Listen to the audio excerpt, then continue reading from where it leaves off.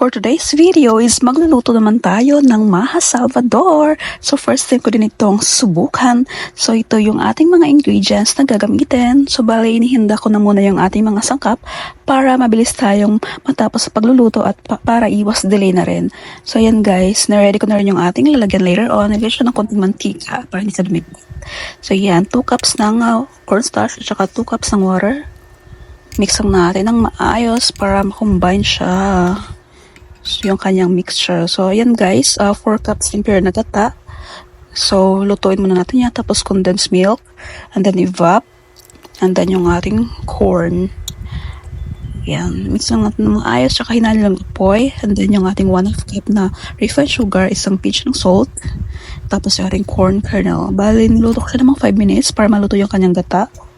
So, ayan guys. And then, wag masyadong lakas yung apoy. And after that, nilagay siya ng vanilla